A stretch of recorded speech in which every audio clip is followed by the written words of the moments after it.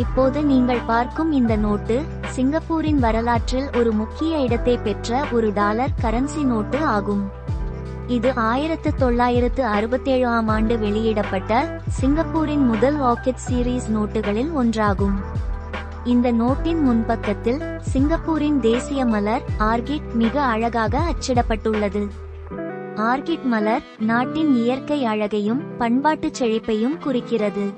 அதே நேரத்தில் சிங்கப்பூர் அரசின் சின்னமான ஸ்டேட் கோட் ஆஃப் ஆர்ம்ஸ் மற்றும் மஜூலா சிங்கப்பூரா எனும் தேசிய வாசகமும் தெளிவாக இடம்பெற்றுள்ளது.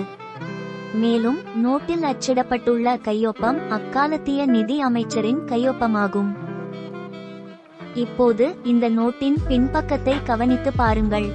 அங்கே சிங்கப்பூரின் வீட்டு வளர்ச்சி வாரிய கட்டிடங்கள் அழகாக வரையப்பட்டுள்ளன.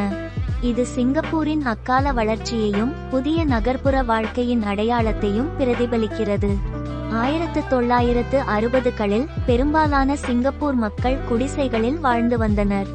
அந்த நிலையில் அரசு மக்கள் நலனுக்காக நவீனமான உயரமான குடியிருப்பு வளாகங்களை அமைத்தது.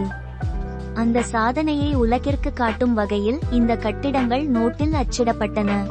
இந்த ஒரு டாலர் நோட்டு சாதாரண பணமாக மட்டுமல்லாமல் சிங்கப்பூரின் சுதந்திர பயணத்தையும் வளர்ச்சி பாதையையும் மக்கள் முன்னேற்றத்தையும் உலகிற்கு சாட்சி படைத்த ஒரு வரலாற்று பொக்கிஷமாகும். இதன் அரிதான தன்மையாலும் வரலாற்று முக்கியத்துவத்தாலும் இது சிங்கப்பூர் நாணய வரலாற்றில் நிலையான இடம் பெற்றுள்ளது.